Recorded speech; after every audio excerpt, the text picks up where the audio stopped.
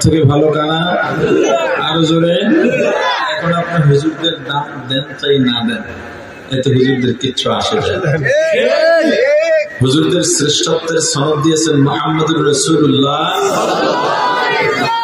এই জন্য দেখবেন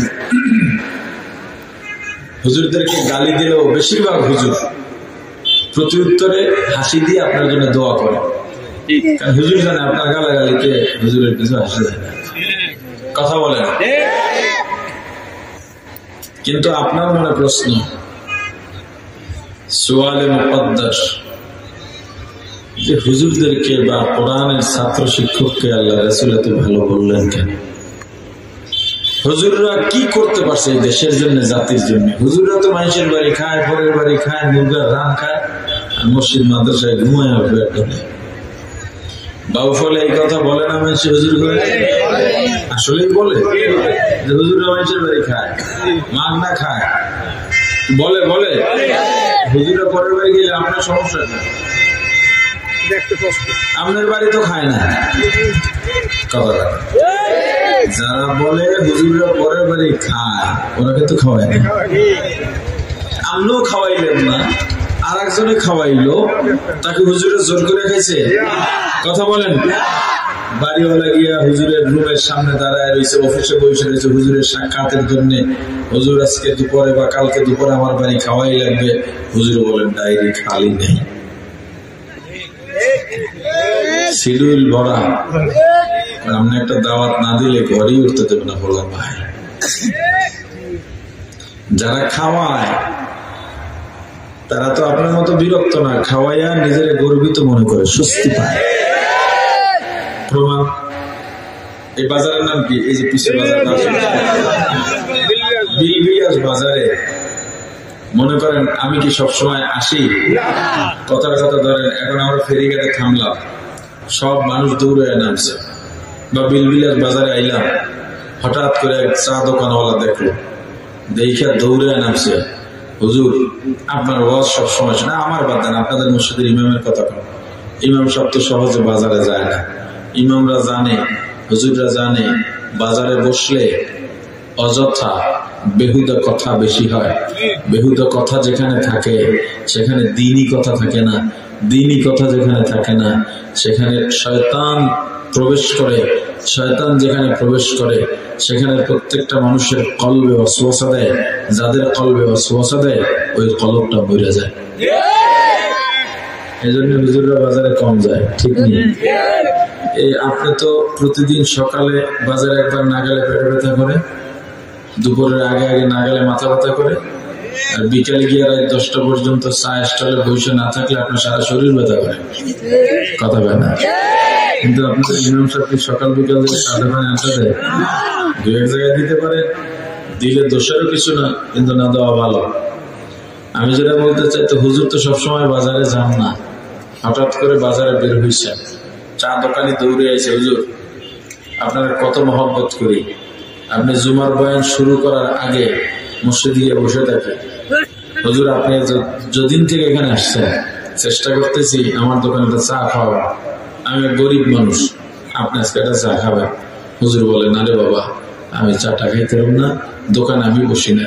সবাই বলে হুজুর গরিব মানুষ, আপনার আসলেই মহব্বত করে, সবসময় আপনার ফেসাল মারে না, আপনি একটু খান, একটা চা খাইলে কি হয়। দোকান থেকে লাভ দিয়ে পড়ে যায়, হুজুরে নিয়ে টুলে বসাইছে, সুন্দর করে মুছে দিয়েছে, নিজের চেয়ার ভালো থাকলে হুজুর এইটাই বল, নাহলে একটা চেয়ার আলাদা এনে দেয়, হুজুর এইটাই বল। কথা বলে এরপর চা বানায়, গেলাস একটা ভালো করে চায়ের কেতলির মধ্যে যে গরম পানি থাকে ওটা যে ভালো করে কাপটাকে ধোয়, মিশা করতেছি, ভালো করে কাপটা ধুইয়া চা দেয়, ভালোভাবে দেয়। জীবনে এত যত্ন করে সে চা বানায় না, যে 1 মিনিটে 10টা চা বানাইয়া 10 জনের বিলি করা শেষ। হুজুরের এক চা পিছনে সময় কষ্ট করে কম হইল 5 মিনিট। চা দিয়ে হুজুর বিস্কুট দিই, হুজুর করে না, একটা কেক দিই, করে না, কত ফলাফল বাসায় খাইবে, কয় না রে বাবা তুমি চা দিছো তাতে আমি খুশি। হুজুর চা খাইয়া চিন্তা করছে যে গরিব মানুষ কয় টাকার বেচা কিনা, আমি চায়ের বিলটা দিয়েছি, এটা চিন্তা করে যেই না পকেটে হাত ঢুকাইছে, চা দোকানদার এক করে আবার হাতটা ধরছে, হুজুর আপনি কি আমার জাহান্নামে পাঠাইবেন? বিল নিলে কেউ জাহান্নামে যাবে? এটা কথা হলো আপনার থেকে আমি চা বিল হয়ে যাওয়া ভুলে যাওয়া ভালো। আমি তো আপনার মহব্বতে খাওয়াইছি হাদিয়া, যেটাকে বলে এইটার নাম হলো হাদিয়া, এইটার নাম হলো হাদিয়া। যাই হোক, তো হুজুর চলে গেছে, মনটা ফুরফুরা, মেজাজ ফুরফুরা, একদম ভালো হয়ে গেছে। আপনি গেছেন চা দেবেন, এবারে চা দে, খালি চা খাবা না কিছু খাবা, যা খাওয়া ফিরি। বিয়ের কথাটা চলে, বিয়ে তো হারিয়ে করছি, মেয়ে বলেছে, মেয়ে বলা তো হারিয়ে হয়ে গেছে। তাহলে এত খুশি দিলি বহু সাধনার পর ইমাম সাহেবের একটা চা খাওয়াতে পারছি, ঘরটা রহমত ঘুরে গেছে। আপনি মাস্টার মানুষ, আপনি রাস্তা দিয়ে যাইতেছেন, আপনার ধরে না তো আপনার দেখে মাথাটা নিচু করছেন, যাইতেছে কোন ঝামেলায় করে কে যায়।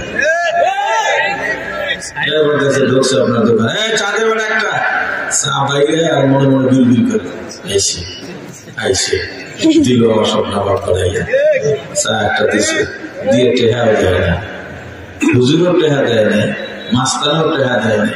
হুজুরের দেওয়াটা নিজের জন্য জাহান নাম মনে করছে, আর ওর দোকানে ঢোকাটাই জাহান নাম মনে করছে।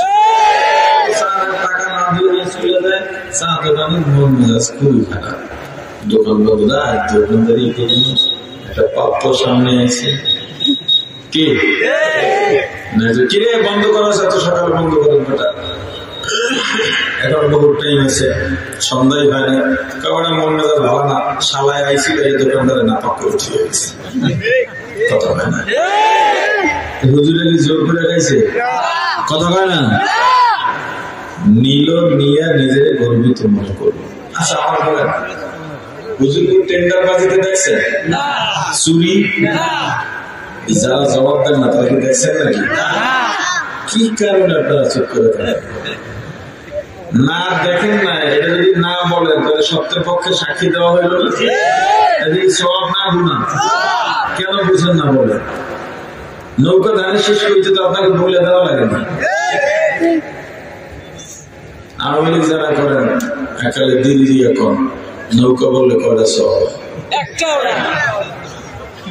ধানের শেষ বললে হুজুর কথার জবাব দিলে তো সব হয়, কেন জবাব দেন না বলেন?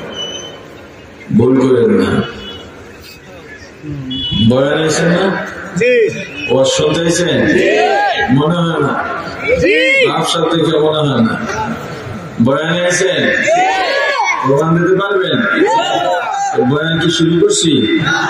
দেখেন কি করলাম, বয়ান আহেন না, ভূমিকা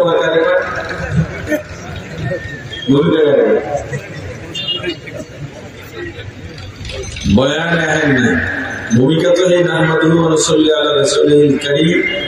শেষ, এরপরে তো বয়ান শুরু হয়ে গেল। এই যে আপনারা এখনো বয়ান শুরু হয় নাই, তার মানে আপনারা বয়ানে আসেননি। সবচেয়ে বড় সমস্যা মাহফিল গুলো এইটা, এত মাহফিল হয়, এত কয় জায়গায় করতে করতে ফাতা ফাতা বানিয়ে দিয়েছে। চরমনাইতে মাহফিল হয় কয়দিন? টঙ্গীতে ইসলাম হয় কয়দিন? 3 দিন মাত্র। তাও কথা পাবে মাত্র এই 3 দিনে ডাকাই তো ভালো হয়েছে, আমার নিজের চোখে দেখা আছে। টঙ্গীর ময়দানে 3 দিন সময় ব্যয় করে এলাকায় আসার পরে দস্তরখান ছাড়া খাওয়া না। হারাম ব্যবসার সাথে জড়িত থাকলে ব্যবসাটা সাইডা পুরা নিজের দিনের পথে চলে গেছে। রয়েছে কয়দিন? আচ্ছা, আপনাদের বিল বিলেছি বলছিলেন না, এই বিল বিলেছে মাহফিল একটা 3টার বেশি হয় না, 5টা আরো বেশি, 10টা আরো বেশি, 20টা আরো বেশি, কমপক্ষে 50টা মাহফিল এক এক এলাকায়। আপনি বিল আসে মাহফিল শুনলেন 3 দিন, ওখানে আর এখানে 3 দিন, ওখানে 3 দিনে মানুষ পরিবর্তন হয়ে গেল, এখানে 3 দিনেও মানুষ পরিবর্তন হলো না। ব্যাপারটা কি? এই ব্যবধান শুধু এক জায়গায়। ওখানে যারা আয়োজন করে তারা মাহফিলকে মাহফিল মনে করেই আয়োজন করে, যারা বয়ান করেন তারা মাহফিলকে মাহফিল মনে করেই বয়ান করে, যারা শুনতে যান তারাও মাহফিলকে মাহফিল মনে করেই শুনতে যান। আর আমাদের যে দিনের মাহফিল, মাহফিল আয়োজক কমিটিও মাহফিল মনে করে করে না। যদি মনে করে মাহফিল আয়োজন করত তাহলে এক আলোচক আসবে না, এই জন্য সারা দুনিয়া কাঁপাইতে হবে এমন তো কোনো নিয়ম ছিল না। একটা মানুষ সমস্যা থাকলে আসবে না, তার জায়গায় আরেকজন দিনই আলোচনা করে দেবে। কিন্তু না এলে হুজুর আসেন, ইজ্জত বাঁচান, সব শেষ, অমুক জায়গায় ফোন দিয়ে কান্দাকারি, অমুক জায়গায় ফোন দিয়ে কান্দাকারি। কি কারণ? মাহফিলকে মাহফিল মনে করা হয় না, এজন্য। দুই, আমরা তারা আলোচনা করি, মাহফিলকে মাহফিল মনে করে আলোচনা করি। মাহফিলকে বানাইছি কামাইয়ের মাধ্যম। কিসের মাধ্যম? চুক্তি বিচুক্তির কোনো কথা নাই, কামাই দিয়ে উদ্দেশ্য, চুক্তি করলেই ভালো। কথা বুঝে যায়, উদ্দেশ্য যেহেতু কামাই, রুজি রোজগারের মাধ্যম যেহেতু মাহফিল, তো আমি এটাকে রুজির মাধ্যম হিসেবে আসি, মাহফিলকে মাহফিল মনে করে আসি। আপনারা সবচেয়ে বেশি খারাপ।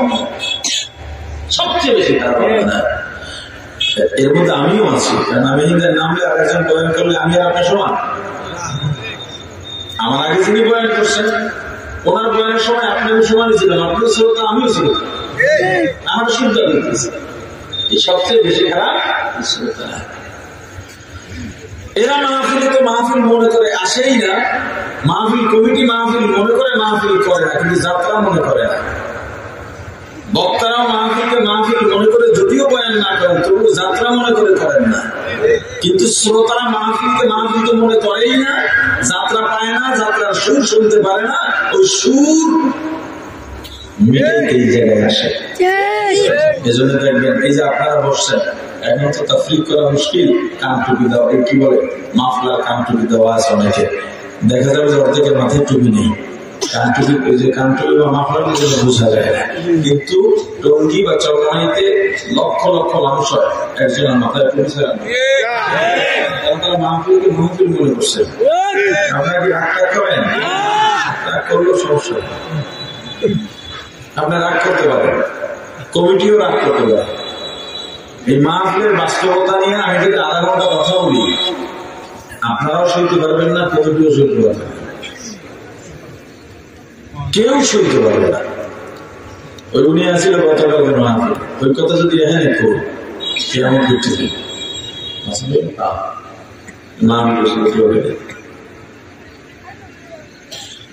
শোনেন, তাওয়াক্কুলের কথা আমরা বলি, আমাদের তাওয়াক্কুল কতটুকু আছে, ভরসা কতটুকু আছে। কিছু প্রয়োজন হলে আমার কাছে চান, ছাত্র শিক্ষক মিলে গভীর রাতে উঠে কাঁদে দাঁড়িয়েছে। প্রতিদিন আসরের নামাজের পরে বাধ্যতামূলক খতমে ফাজিলান পড়ে, প্রত্যেক 5 ওয়াক্ত নামাজের পরে মাসনুন যে সূরাগুলো আছে নামাজের রিলেটেড, অর্থাৎ এই নামাজের পরে এই সূরার ফজিলত বেশি। যেমন ফজরের পরে সূরা ইয়াসিন মোটামুটি সবাই জানে, যোহরের পরে কোন সূরা? সূরা ফাতিহা, আসরের পরে নাবা, মাগরিবের পরে এসব পরে দেখছেন কিন্তু আপনার তো সূরার নাম আপনি পড়তেও পারেন না, করতে জানবেন। আবার ভাবলাম হুজুর আমরা জান্নাতে যাবো, এমন কথা মন্তব্য করার মতো মানুষ আছে না? না,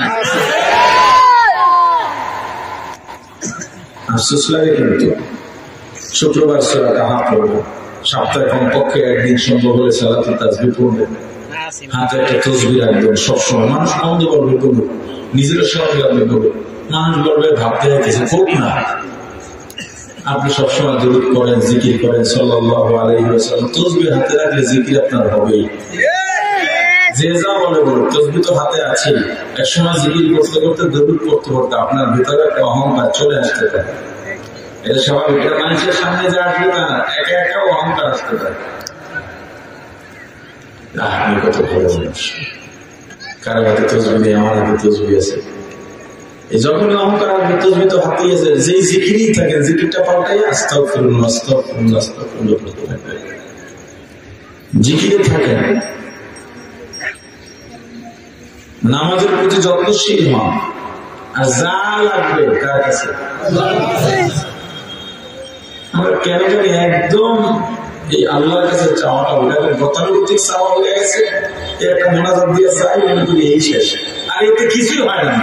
হইলে হইতে পারে, না হইলে না হইতে পারে। আপনার চাওয়ার যে মূল সময় সব নাক দেখে ঘুমান, আশপাশের বাড়িও সব নাক দেখে ঘুমাতে পারে।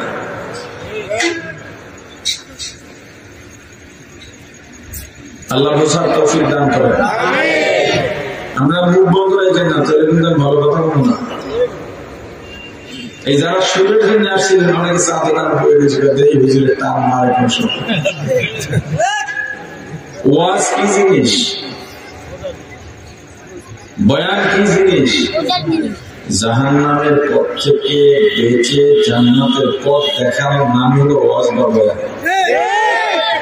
দুনিয়া থেকে দুনিয়ার মধ্যে চলবো, চলার পরেও দুনিয়া থেকে মুক্ত থেকে আমি পরকালের দিকে ধাবমান হওয়ার যে নির্দেশনা, জাহান্নাম থেকে মুক্তি এবং জান্নাতের পথে অগ্রসর হওয়া, সিরাতে মুস্তাকিমের কথা বলার নামই ওয়াজ বা বয়ান। এটা সুর দিয়ে বললো ওয়াজ, বিনা সুরে বললো ওয়াজ, দাঁড়াইয়া বললো ওয়াজ, বসে বললো ওয়াজ, দ্রুত বললো ওয়াজ, রাগে বললো ওয়াজ। কথা বুঝলেন? আমার নরম ভাষায় বললো ওয়াজ, যেখানে যেটা দরকার। আমি করলে ওয়াজ, আপনাদের মসজিদের ইমাম সব করলো ওয়াজ। এই আগে ওয়াজটাকে রিয়েলাইজ করেন যে আমি আসলে আমি বয়ান শুনবো কিনা। বয়ান শুনলে সুর, এখানে ফ্যাক্ট না, এটা কোনো বড় কিছু না। এখানে মেজবা সাহেবকে আসতে হবে, বিষয়টা এমন নয়। অভ্যাস করেন, অভ্যস্ত হন। সামনে থেকে আমরা এই বগা ফেরির ওপর থেকে কোনো আলেম আনার দরকার নেই। এই এলাকার বিরুদ্ধে আমরা দিনই কথা শুনবো। একটা দিন আমরা সুযোগ করবো, সবাই এক জায়গায় হবো, আমাদের সব হুজুরের দিনই কথা শোনাবে। প্রত্যেক মাসে মসজিদে মসজিদে মাসিক হালকা করে, ইস্তেমা করে, ইসলামী মাহফিল করে। ওখানে সবাই জড়ো হন। এশারের নামাজের পরে কিছু আমলের ট্রেনিং হোক। যারা কোরআন জানেন না, কোরআন আপনাকে শিখতেই হবে, উপায় নেই। এই জিনিসটা ভালো করে শোনেন, কোরআন আপনাকে শেখাই লাগবে। কোরআন শুদ্ধ নাই, আপনার কিছু নেই, কিছু নেই। আপনি যে হন কিছু নেই, কোরআন শুদ্ধ করে শেখাই লাগবে। যারা বলে আল্লাহ তো দেখেন, আল্লাহ খারাপ তো ভাই, আল্লাহ তো দেখবেন তাদেরকে যারা কোরআন শুদ্ধ করে পড়ছে, এরপরেও হক আদায় হয় না। এদেরকে আল্লাহ দেখবে, হক যেহেতু আদায় হয় না, যা করে মাফ করবো। আপনি কোরআন জানেনই না, আপনি তৈরি করেছেন দুনিয়ার জন্য, অথচ দুনিয়ার কেউ আমার আপন না। মা বাবা সবচেয়ে বড় শত্রু, স্ত্রী সন্তান আরো বড় শত্রু। আপনার রুগী কিয়ামতের ময়দানে বলবে আমার বিয়েই হয়নি। আপনার মা বলবে তোরও চিনি না, তোর বাপেরও চিনি না। এই দুনিয়ায় কত বছর বাঁচবেন? মা বাবা স্ত্রী সন্তানের সাথে আপনার পরিচয় কত বছরের? মারা যাবেন, এই সম্পর্ক শেষ। রক্ত পানি করা, ঘাম ঝরানো, শ্রম দিয়া যেই কামাই করছেন, কপাল পর আমরা নিজেও কামে লাগাইতে পারেন না, পরকালেও নিয়ে যেতে পারেন না, সব আইসে না। আপনি মারা যাওয়ার পরে তারা আপনার খবর নেয় না, তাদের জন্য। এই জায়গার মধ্যে 5 বছর 10 বছর হয়েছে, বাবা মারা গেছে, মা মারা গেছে, এমন লোক আছেন না? কোন সন্তানরা আছেন আমাকে বলতে পারেন যে হুজুর আমার বাবা মারা যাওয়ার পরে, যেদিন মারা গেছে তার পরদিন থেকে প্রতিদিন দুপুরে যেমন আমি ভাত খাই, এটা খাওয়াই লাগে, রাতে আমি খাই, খাওয়াই লাগে, সকালে খাই, খাওয়াই লাগে, আবার 11টা 12টার দিকে নাস্তা করা লাগে, আবার বিকেলে সন্ধ্যার দিকে নাস্তা করা লাগে, এর মাঝে মাঝে চা পান তো আছেই। এইরকম আমি বাবার জন্য প্রতিদিন একটা টাইম ঠিক করছি, 2 ঘন্টা। এই 2 ঘন্টা বাবার জন্য কাম দিই, এই 2 ঘন্টা আর কোনো কাম করি না, বাবার জন্য কাম দিই, দোয়া করি। আর বাবার জন্য আমার কামাই থেকে প্রতিদিন আমি 100 টাকা কামাই হলে আমি 20 টাকা আমার বাবার নামে দান করি। এমন কোনো সন্তান আছে? কথা বলে আপনার সন্তান আপনার জন্য কামবে, আপনি এই আশা করেন কিভাবে? কিভাবে করেন আপনি? আমি খুব তাত্ত্বিক গভীর ইলমি বয়ান করতে আসি না, অত বড় আলেম আমি না। আমি আসছি আপনার ঘুমন্ত বিবেককে জাগ্রত করতে, আমি আসছি আপনার চেতনাকে নাড়া দিতে। শুধু আপনি বোঝেন আমার কি করা দরকার, আসলে আমি কোথায় ছিলাম, কোথায় যাদের জন্য আমি পাগল, বা যারা আমার চারদিকে জড়িয়ে আছে পৃষ্ঠে পৃষ্ঠে, এরা আসলে কারা, এরা আসলে কে? সন্তানের জন্য জীবন দিতেই তো হবে। এরপরে এটা মাথায় রাখতে হবে, ওরা আমার কেউ না, আমার কামাই, আমার কামাই আমি সঙ্গে নিয়ে যাব না, এটা হতে পারে না। সম্পদ কি সাথে নেওয়া যায়? আরে যায় নিয়ে কায়দা জানলে যায়। ডাক্তারের সিরিয়াল 100 নম্বর, এটা তো 3 দিন পরে আমার সিরিয়াল আসবে। কায়দা জানলে 1 নম্বরে যাইও খারাপ যায়। জুনিয়র সম্পদ তো পরকালে যাইবে না, কায়দা জানলে সব লগে যাওয়া যায়। আমি হলাম বোকা। গত 2 বছর আগে নরসিংদীর এক ভদ্রলোক ব্যাংকার, 2টা ছেলে, আপনারা দেখছেন, এটা তখন পুরা বাংলাদেশে ভাইরাল একটা টপিক ছিল। বাবা মারা গেলেন, ঢাকায় 6 তলা বাড়ি, নরসিংদীতে বাড়ি, নরসিংদীতেও একটা বাড়ি, ব্যাংকের সমান 1 কোটি টাকা তার ডিপোজিট করা আছে, নগদ আছে, ক্যাশ ব্যাংকে ব্যালেন্স। লোকটা মারা গেলেন, নিচতলায় বাবা আছে, একদিন পার হয়ে গেছে, কাপড় দিয়ে ঢাকা, দাফন কাপড়ের খবর নাই, ব্যাংকে 1 কোটি, ঢাকায় 6 তলা বাড়ি, নরসিংদীতে বিল্ডিং বাড়ি, 2 সন্তান 4 তলায় বসে তর্ক করতেছে সম্পদ কে কতটুক নেবে। এলাকার ছেলেরা মানবিক কিছু পোলাপান প্রত্যেক এলাকায় থাকে, কেউ অসহায় হইলে কিছু কালেকশন করে তার জন্য কিছু একটা করার চেষ্টা করে। ওই ছেলেরা চান্দা উঠাইয়া কোটি টাকার মালিক, ঢাকার বাড়ির মালিক, নরসিংদীর বাড়ির মালিক, ব্যাংকার, কোনো অভাব নাই যার। এই ছেলেরা রাস্তার থেকে মানুষের কাছে হাত বাড়াইয়া টাকা উঠাইয়া কাফনের কাফন কিনে জানাজা দিয়ে দাফন। আপনারা শিক্ষার জন্য কি লাগবে? ওদের আমার পোলাপান হবে না, আমাদের পোলাপান যে কি ফেরেশতা বুঝি। এটা আলেম হন আর পীর হন, কোন পীর কেউ কোন পীরের সন্তানরা মনে রাখে না, শুধু নিজেদের ধান্দা করে। দুনিয়াতে একমাত্র ওই সন্তান আপনার সম্পদ যে সন্তান দিন শিখছে, কোরআন শিখছে, এরা সম্পদ। যেগুলো দিন জানে না, এই সন্তান তো আপনার উল্টো জাহান্নামে, এটা আপনার উল্টো গজব হয়ে আসছে মাথার উপরে। এই দায়টা তো আপনার, এই দায়ভারও আপনি, এই দায় আপনি এড়াতে পারবেন না। অনেক কথা বলে ফেলেছি, মূল যে কথাটা, যে কারণে এই কথাগুলো বললাম, সেটা হলে যে আপনারা আসছেন, ওয়াজে আসছেন, অপেক্ষায় আছেন, হুজুরের সুর দেয় নাকি, টান দেয় নাকি, এই অপেক্ষায় আছেন সবাই, যে বলেন না আমি সুর না দিয়ে কোনো সমস্যা আছে? এখন অনেক হুজুরকে আসলে সুর দিতে না। 1-2 বছর আগে ওই সিলেটের লাখাই মাহফিলে গেছি, মাহফিল বাপজোহর বয়ান, তো প্রচুর যানজট, যাইতে যেতে আসর হয়ে গেছে, খাওয়া দাওয়া হয় নাই, বয়ানে বসছি, মানুষ চারদিকে দাঁড়ায় খেয়ে বসছে। দিনে মাহফিল গুলো এখন ভালো হয়, সব জায়গায় মানুষ দূর থেকে আসতে পারে, অল্প সময় শেষ হয়ে যায়। এখন এদেরকে যতগুলি দূর করতে বলি পড়ে না, সুবহানাল্লাহ জায়গায় সুবহানাল্লাহ পড়ে না, ইয়ে তো বলি কাজ হয় না। আমি আর সুর দিলাম না, প্রায় মাগরিব পর্যন্ত 1.5 ঘন্টা বয়ান হলো, এই লোক একটাও নড়েনি। আমি বয়ান থেকে নামার পর লগের লোকজন বলতেছে, হুজুর লোক তো একটা উঠলো না, তো সুর তো লাগে না, তুই বুঝোস নাই তোরা। আসলে এরা অপেক্ষা ছিল, এই বুঝি হুজুরের টান মারবে, এই বুঝি টান মারবে, এই আশায় আশায় বয়ান শেষ হয়ে গেছে।